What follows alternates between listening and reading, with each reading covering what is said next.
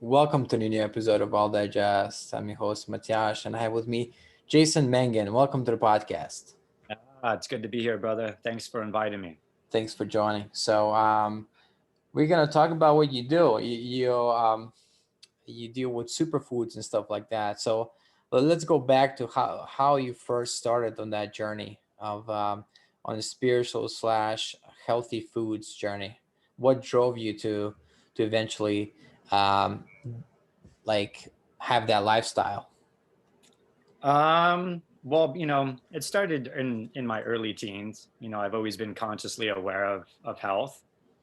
Um, but as we're growing into a programmed world, you Hmm. you you think you're healthy, but you're not really healthy. Right. And so I grew up consciously aware of like what I was putting in my body and trying to be healthy. Um, so I was a very athletic, young child, and Mm-hmm. I played sports and stuff, and played college football, but I was eating a lot of processed food. I was eating a lot of processed food and a lot of animal products, um, and when you're eating a lot of processed food and a lot of animal products, it can cause a lot of damage into your system. And then also on top of that, if you're ingesting a lot of genetically modified supplements that Oh are, yeah. you know, made from chemistry labs, that you get from these supposedly health stores, that's not really beneficial for the body as well. But I thought I was healthy because that's how I was taught. Right. But as I started to really become more consciously attuned on my physical pain, the bloating, the gassing, Oh yeah. couldn't sleep right, the mood swings, the aches and pains in your Mm-hmm. back and your joints. Um, I recognized I needed to start investigating other health alternatives.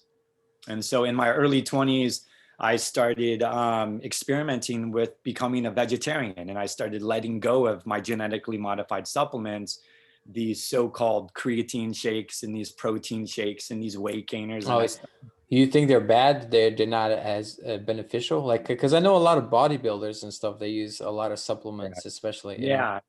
So anything that's processed or chemically refined, Mm-hmm. and doesn't come from its natural elements, um, can can make the body very acidic and very toxic. And so when the body is very acidic and very toxic, it becomes inflamed. Right. And Do you it becomes think inflamed. do you think processed foods are more dangerous to the body than animal products like meat or eggs even? It, I really don't put it on a scale like that. It's processed foods compared to animal products. It's all based, in my opinion, all around love. And this is where spirituality comes around, because when you start changing and become consciously aware of what you're putting in your mouth and into your body, um, you consciously awaken to emotional intelligence.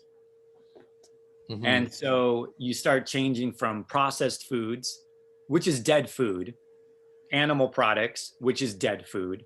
And then you start eating more of live, living, raw, plant-based foods. Now, when you start eating raw, organic, plant-based, living nutrition, living minerals, living enzymes, you're basically essentially ingesting living communication, living energy. And so it really, when you're ingesting living energy from these plants, it gives you an opportunity to really open up your consciousness and your emotional intelligence to feel what is loving and what's unloving. And this is actually spiritual evolution. And this is what actually started my spiritual progression. It was what really was a changing point in my spiritual progression is when I changed my lifestyle around food. Mm. I stopped eating dead food and I started eating live living food. And Interesting. So would that, you say plants are still alive after you cut them though? Or would correct. you Yeah, plants classify are alive. different? Yeah. Plant. Let me classify the difference between an animal and a plant. This is Mm. a very important question that I get all the time with my clients and with Yeah. other interviews. Plants are living, um, and they have an intelligence, and they can sense when there's a loving presence and there's a presence that might want to harm them. Yeah. The difference between an animal and a plant is that an animal has a central nervous system. They can feel pain. They have emotional intelligence, right? Mm-hmm. Plants don't feel pain. They don't have a central nervous system, and they don't have emotional intelligence. But they're living, and they have a consciousness and awareness of what's going to protect them and what's going to keep them safe, but they don't feel pain. Another difference is between plants and animals is you literally with plants, you literally have to break the skin of a fruit to get to the seeds to Mm-hmm. multiply more fruit. So Right. yeah, with plants, you have to actually eat it and break it apart to get to the seeds, so we can multiply more plants and more Yep. fruits and more vegetation. With animals, when you kill an animal, it's dead.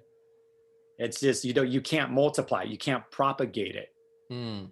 So those are the two major differences compared to animals and plants. And that's one of the major reasons why when you're growing in love and you desire to grow in love, I started asking important, deep questions to myself is eating animal products the most loving thing that I can do for myself, for the animal, for our environment, and for our world? And as I started asking these deeper questions and started being real and honest with myself, I started feeling, oh yeah, like I don't need to eat animals to get to have a complete nutritional diet. I can actually Right. eat plants. Right. Actually eat Um, plants. but sometimes I feel like it works for a lot of people. But I met my one of the people I was very close to said she was vegetarian for years, but then she felt her body weak. Correct. And is it possible that for some people it doesn't work out, or because like I heard also for the Dalai Lama that he eats a little bit of meat now that he was Bro, prescribed apparently. yeah. So another great question. Mm, For most people, it doesn't work out. And the reason why for most people it doesn't work out is because we have deep emotions around food mm, based on our belief systems and our upbringing. So, our upbringing, most of us were raised around, you know, um, animal products and processed foods. yeah, So, cheese stuff like that. yep, cheese, milk, dairy. Yeah. So when you create these emotions in you and you create these belief systems in you, they're very strong neural pathways that create habits, patterns, and cycles, create Mm, addictions, and they create these strong belief systems um, that might not necessarily be the most loving thing. So when someone is experimenting being a vegetarian or vegan, there's a lot of times where they feel unsatisfied. They don't feel full. yeah. They don't feel energized. They actually get sick and they do get weak. And the reason why is because they have a lot of belief systems around food and nutrition that are completely out of error. And so, what I do is when I'm recommending a client or someone that I'm coaching, I just allow themselves, I teach them to go through their own experimentation of challenging themselves throughout the week, see how the body responds, you know, Mm, through physical addiction, through emotional attachments around food, and then ultimately through their own emotional wounds and injuries that actually have created these unloving belief systems around food, around nutrition, around animals, and around our environment. So I don't give rules to people. I don't tell people that they need to become a vegetarian. You need to do this. You need to stop this. right. I tell them to keep experimenting with the process, keep challenging yourself, and just allow the body to communicate to you as you're emotionally feeling through changing a lifestyle around food or Right. around alcohol or whatever the lifestyle might be. So I have some vegan friends as well. I know they're really sorry for the video. I don't know why. It's every once in a while it stops, but it'll come back. I Yeah, no fixed it. worries. I can still hear you. So, But yeah, I have vegan friends that are really big into that. But I have also the other side of I think I mentioned in the pre-interview, we talked about this briefly. A prominent example is Jordan Peterson, and this is fascinating to me because he had some kind of neural um, disease or something like that, and he switched to eating mostly meat, like his daughter was, and his daughter got well, and he has obviously similar genetics because he's his daughter. So he tried, and he was apparently feeling better after about eating being on it for 3 months, and I think he's still on it, like eating a steak a day and stuff. And this to me was mind blowing. Like what I believed before was that this would kill you right away, but how is it possible? Is it a belief system, or do you think it's something else that contributes to this? Well, it is a belief system, and all of our beliefs are created by emotions. Hmm. It's all stemmed from your emotions, and so people have strong emotions inside of them that create strong belief systems around justifying and minimizing certain behaviors. And your body is an incredible biological computer software program. It's an incredible sophisticated battery machine. So it adapts to the environment. It Right. adapts to your habits and your patterns and your cycles and your addictions. It adapts to your lifestyle, right? And so, when you're eating processed food or when you're eating animal products, your body's going to adapt to that particular environment that you're feeding it. And then, if you decide to challenge it and start detoxifying yourself and start upgrading yourself and to grow in love, it's going to be very challenging. It's going to be physically detoxifying. It's going to be emotionally detoxifying. It's going to be spiritually detoxifying. It's very confronting. It's very challenging to break certain addictions and habits and deep emotional belief systems around nutrition, around Mm. anything.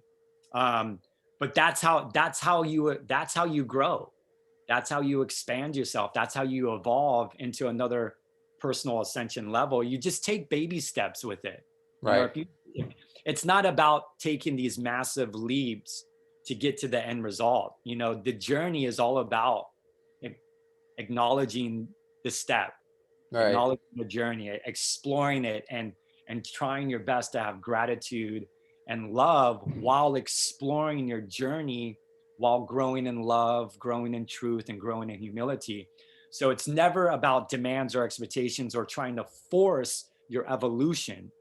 It's just honoring where you're at specifically in your life. And if it's eating meat, 2 or 3 times a week, then it's eating meat 2 or 3 times a week. But ultimately, if you have an awareness and you're observant and you want to be consciously aware that you do want to grow in love, things will change because you will want to challenge belief systems Mm. and old systems and norms of societies that are might be out of air of love. And where I'm at in my life, I've been on this journey for 20 years. It took me 20 years to be a raw vegan. Wow. So my body has adjusted to pretty much intermediate fasting for about 14 to 16 hours a day, where I'm just basically drinking spring water and a lot of spring water throughout the day. Oh yeah. I'm drinking my raw organic plant-based superfoods, and I'm eating fruit, avocados, mangoes, and pineapples, cantaloupe throughout the day. A lot of seeds. I eat raw pumpkin seeds and raw pecans, and this is where my body's adjusted to. This is where my spiritual evolution is. But it took me 20 years to get where I'm at right now. But I'm telling you, the reward and payoff is so beautiful because the clarity and the spiritual gifts and that you receive, the energy and the vibrance and the joy that you receive while you're Mm. growing in love and eating this way is really, words can't really describe how magnificent it really feels to be on this level. I just can't imagine myself where I'm going to be in the next 5 or 10 years. That's amazing. Would you say that the mindset and belief system is huge? Like, because I have a vice, like once or twice a week, I buy chocolate, gummy bears, things like that. So I know sugar. I don't think sugar has been proven to be anything but bad. Well, But do refined you? refined sugar, Oh processed yeah, right, refined right. sugar is horrible. All right, yeah, that's what I mean. Like that's the only thing Yeah. that's in But those when we're things. dealing with natural plant sugar, that's very, very vibrant and healthy for the body. What Right. it comes down to is to really keep it simple and basic for all your viewers is you're basically a battery. You're an intelligent battery system, and Mm, what you need to be charged with living energy. And so plants, seeds, herbs, fruits, they if you eat it at its rawest formed, uncooked, it gives you the best charge and the mm, best detoxification, the best ability to cleanse yourself and to have more clarity, focus, and concentration, better sleep, more energy, more vibrance, and more joy in your life. But also, plants give you an ability um, to fully feel through your emotional wounds. And this is actually, a lot of people don't talk about this part of the journey, but most people in the world suppress and deny their emotional oh injuries, yeah. their emotional wounds from their childhood, from their family generational lines. So Mm, plants, when you're eating live plants throughout the day and drinking fresh spring water, it gives you an opportunity to bring those emotions to the surface a lot easier and a lot quicker. So you can cry out the root cause of your grief, which is basically the lack of love you have for yourself, the lack of love you mm. have for others, animals, insects, our environment, the lack of connection that you have with our creator. So it's all about, honestly, like, I know it sounds hippie, but it's really all about progressing In to the love. next stages of love. It's a Mm. game. It's really a game, bro. It's L- it's a game of just stepping up your love game. And you're Yeah. just and you're experimenting with this while being a human through trial and error. And that's how you gain your wisdom and knowledge, through Can, experimentation. can I ask you some a bit hypothetical? Let's say, okay, let's say I eat gummy bears once a week. What if I bless them and eat them with love? What about that? No, no, it's good. It's yeah, bless them, be thankful, be grateful. I am. No, bless your food for sure. Yeah. But ultimately, let's I'll give you an example. If you're Okay. about to, bless a knife before you stab yourself, it's still going to do the damage. You can bless the gun Ooh. with a bullet and you can still bless it. And if you pull that trigger, it's still going to do some damage. Hold on. But let's go back to Jordan Peterson. If it's true that what's eating meat has cured him, and if you say what is true that it was a belief system, then wouldn't it follow that if I have a belief system that gummy bears are good for me, could possibly could be good for me? I don't know. Look, I don't know Jordan Peterson's Yeah. personal, I don't know him personally. I've never sat down with him and got to really know him and his background. So I can't really speak for him and what's a cure and what's not a cure. Yeah. All I know is that when you desire to grow in love, you don't want to harm anything. You don't want to kill anything. You don't want to torture Right. anything. You don't want to kidnap anything. You don't want to rape anything. When you're growing in love, you don't want to exploit humanity, animals. You don't want to exploit anything for your own selfishness, greediness, and neediness, for your own demands and expectations. And so, when you're eating meat, you are part of that exploitation. You're part of the problem of the kidnapping and the raping and torturing of animals that are beautiful, emotional, sentient beings that have emotional family connections, friendships. They cry, they laugh, they communicate, they feel pain. And so that's the Mm, truth. And I don't want to justify or minimize any of that because I got to be truthful. When you're raping an animal, the animal can feel it. The animal knows when it's going to die. And so when you're eating meat, you're mm, actually eating fear-based energy, and that definitely affects the physical body, the mind, the brain, mm. all of your internal organs. Yeah, I think it's important on the way the animal lives, and that if it has to die, obviously there's a lot of meat eaters, including me. I eat meat as well, but I think and I'm an agnostic, by the way. I think I would try at some point in my life for the viewers, but I'll experiment on myself and be raw vegan for a month, and then maybe try a You month. know, don't that might be a little much, brother. That might go, try Why? 7 days. Why not? Why? It's not But gonna kill me.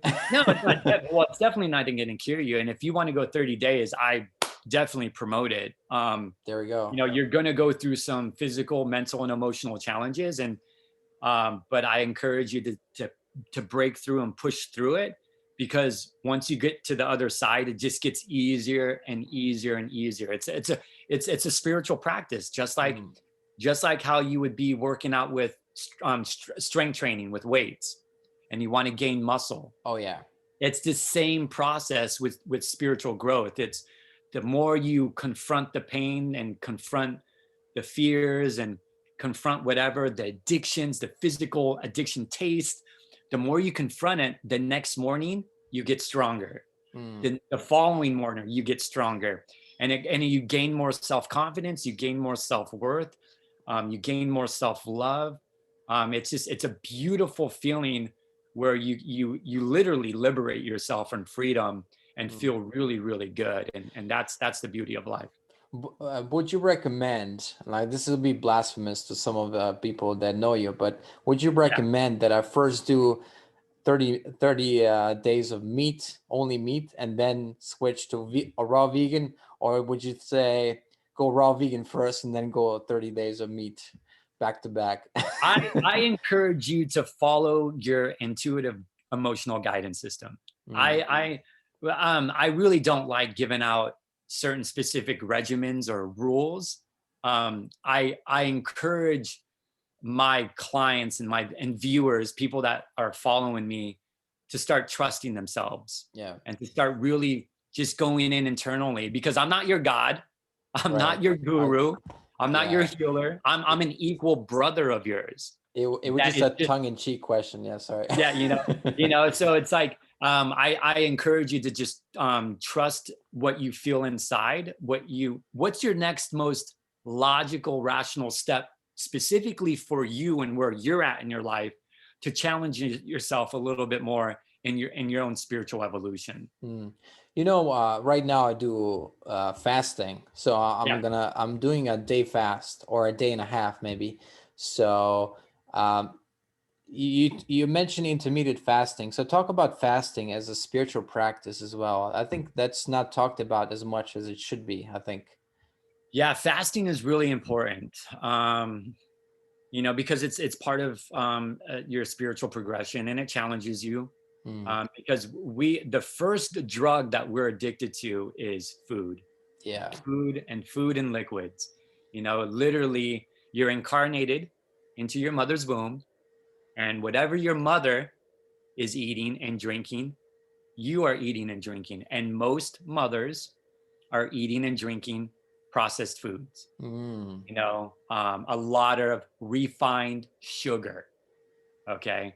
They're eating a lot of animal products. So that's the very first like addiction that we have. It's a major, major addiction.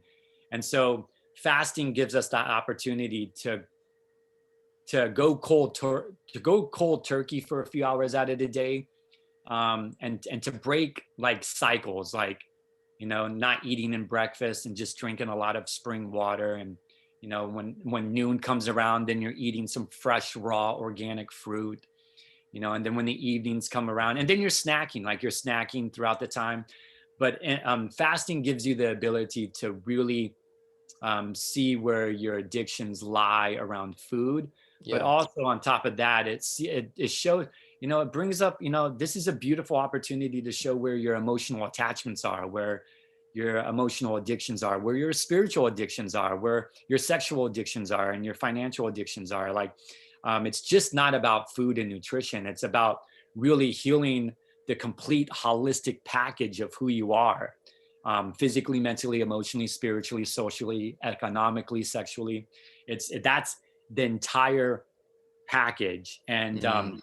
And nutrition is just one aspect, but nutrition is a very important aspect of your healing and your personal ascension, because when you start eating live living foods and you start fasting and you start challenging yourself with the norms of our society, you start breaking the illusions of our world, and you start really seeing and feeling what the world really, how the world really operates and functions. Mm. And to be truthful, the world operates and functions in a very, very unloving way. It's very fear-based, it's very angry, and most people suppress and deny their emotional wounds Oh yeah. through their addictions, through multiple addictions. Yeah. I used to joke around with his friend about emotions, and he jokingly said, I don't talk about the emotions, I suppress them. Yeah, at least he's being honest. At least he's being Yeah, honest, it was you very know. honest. Yeah. But most people don't even know that they're suppressing them. Most, because we've been trained and coached and programmed to, what are you crying about, son? You need to toughen up.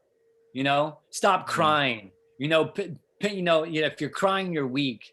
It's no pain, no gain.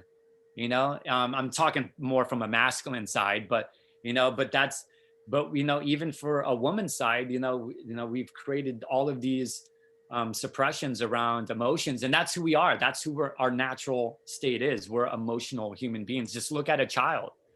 When a child doesn't get what it wants, what does it do? It immediately acts out in anger or frustration. It cries. And then after you let that child, if you let the child cry, most parents don't do this, but if you let the child cry, eventually it stops crying. It Yeah. totally forgets what it was whining about, and it goes on with its life. That's the same exact thing that we need to do as adults. I'm not saying that we need to act out and project our anger, but we definitely need to feel through our emotions, Mm. um, so we don't have to project any of our garbage onto other people. And most people project their garbage on other people because they're suppressing anger, fear, and grief. A lot Mm. of people don't want to feel their pain because it's very scary. Oh yeah. Oh It's yeah. very, very scary. I think when things happen in life, it's very unless you're meditating on a regular basis, which I'm not at the moment, but how that's so important. I think meditation, because Yes. I experienced a time in my life where I regularly meditated for an hour every day, and there was a big difference. Just in 3 months, there was a big difference. So, talk about your spiritual practice. What is it that you do? Yes.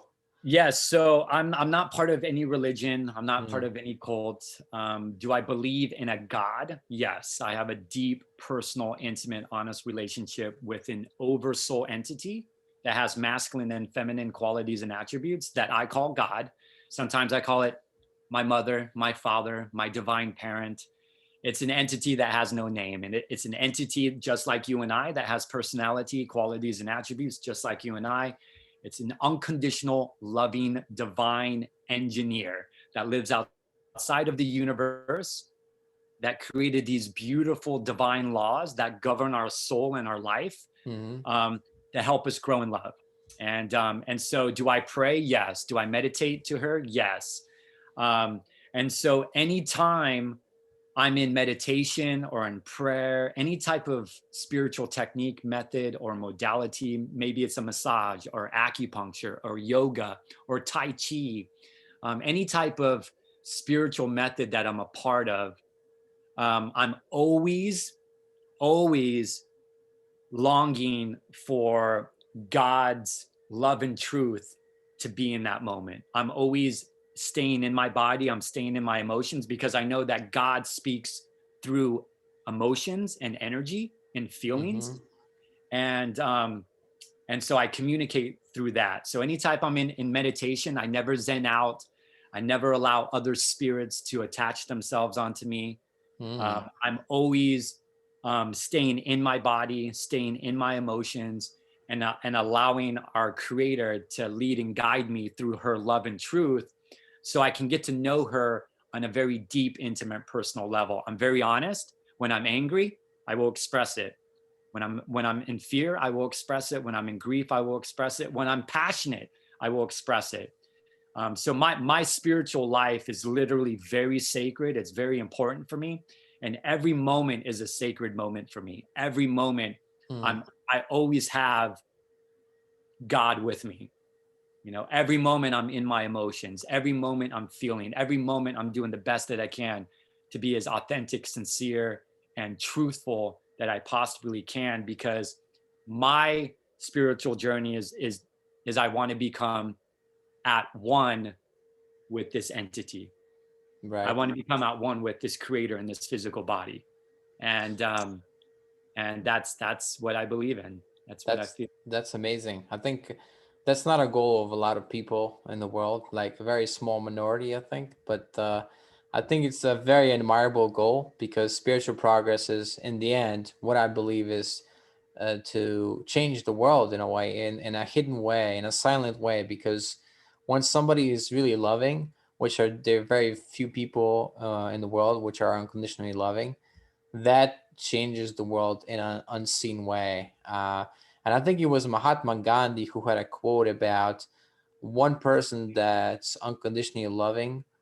I'm paraphrasing here. One person unconditionally loving counterbalances the hatred of millions. And I Yes. thought, wow, that's really amazing. Well, on a metaphysical standpoint, um, you know, we're all connected. We're all individuals. We all have our own personality. We're all very unique, but our physical brains are energetically connected with these energetic roots, just like a root system Hmm. in plant structures and trees. What is above, so below. What is outward is in it. What is in.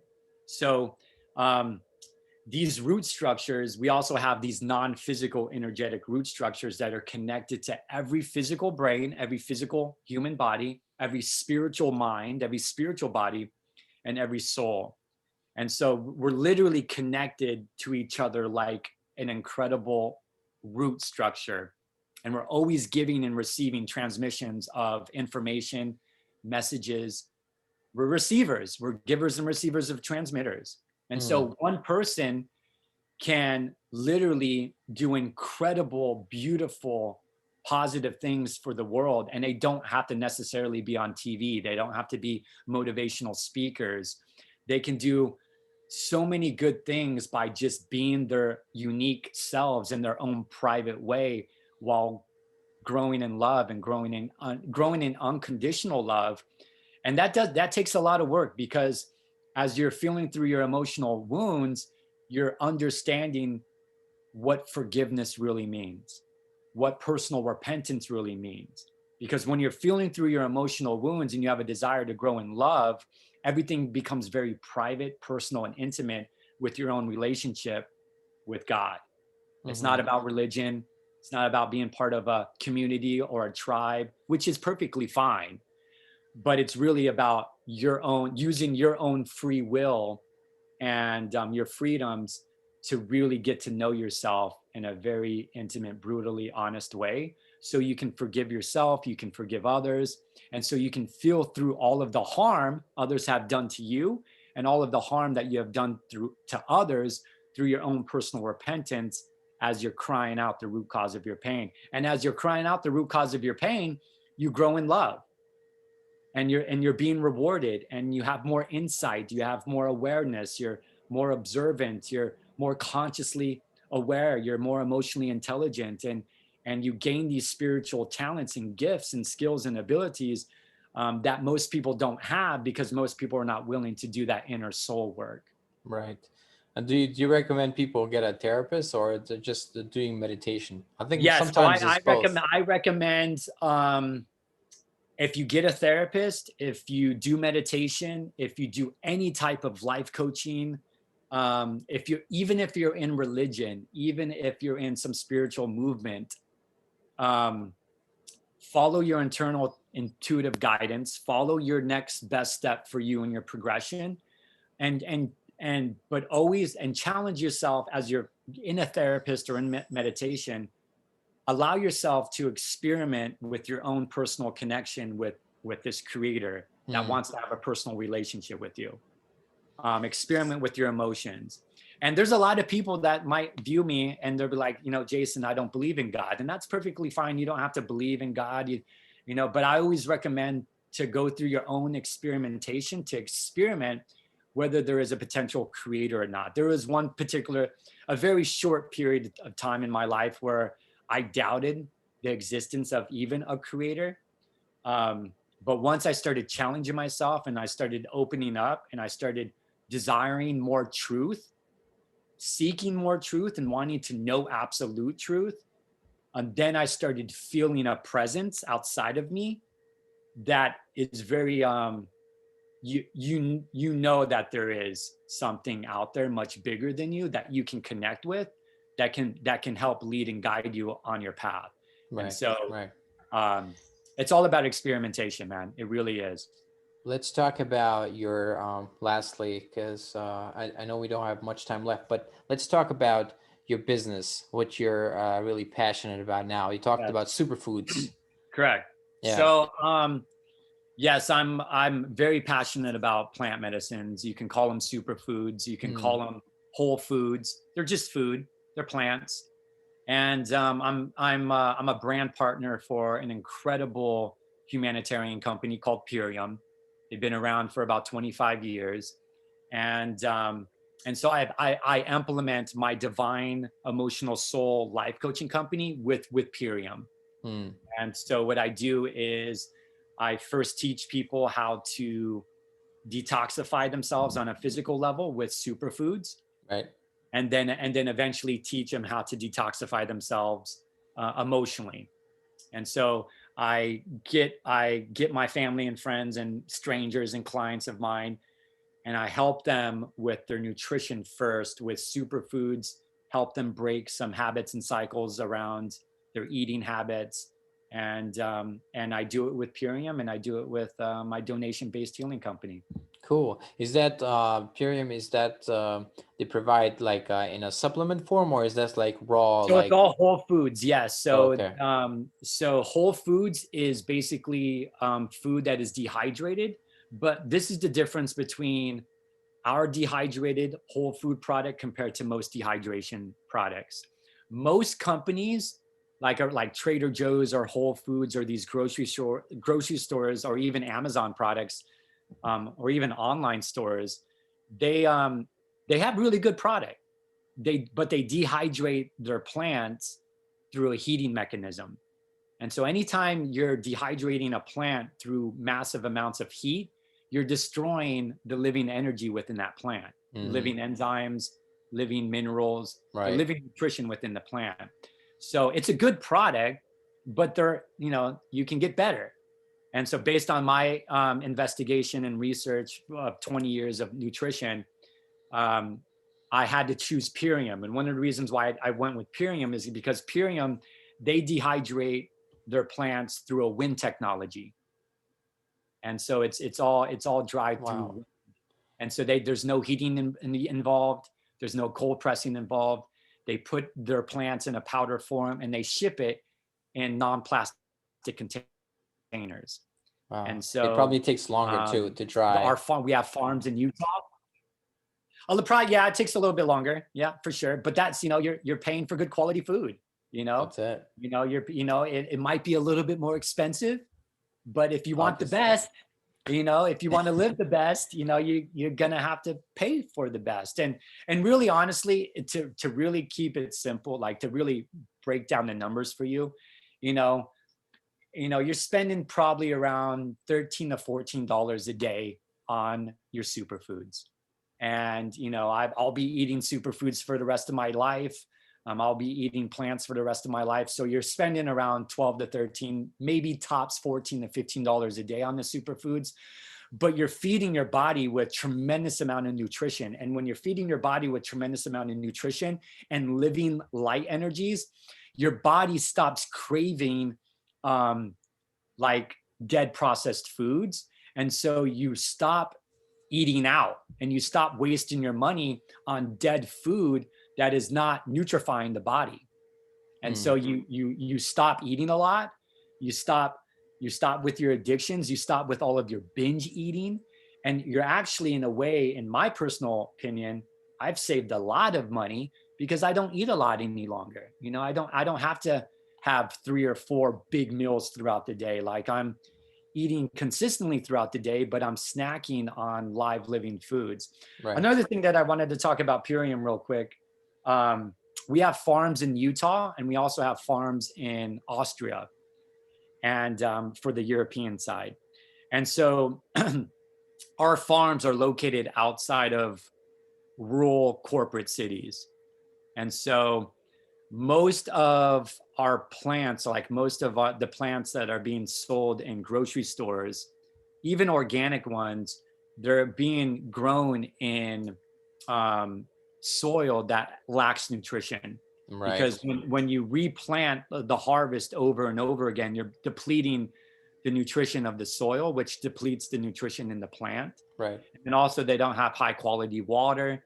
A lot of the times they're using water that's not clean. And then a lot of the times, these organic farms are located right next door to farms that are not organic, being sprayed by pesticides, herbicide, glyphosate, all kinds of chemicals. And then the atmosphere and the wind slowly pushes those chemicals onto the organic farms. So you're not eating um, necessarily 100% pure organic fruits and vegetables coming from grocery stores. They are better, but they're Mm. not 100% Right. organic. Right. And Right. so with the Purium farms, um, we have high quality soil, and we're always rotating our soil, so the plants are being fed the right way. We're always feeding the plants with spring water, and then of course the atmosphere and the wind is away from pollution from cities. So that's one of a huge reason why I had to choose Purium over everything else. Awesome. That sounds excellent. Like that they change the soil, and also that it's not heated, that it's more natural with just the wind, let's say. And then on top of that, they're 60%. The company's 60% plastic free. So Awesome. by the end of 2021 here in the United States, they'll be 100% plastic free. In Europe, I believe at the end of 2022, middle of 2022, that company, the European side will be 100% plastic free as well. Cool. All right. Our time is up. It was lovely having you on the podcast, Jason Mangan. Thank you so much for being on. I appreciate you, brother. Thank you so much. And thank you very much, everybody, for listening or watching.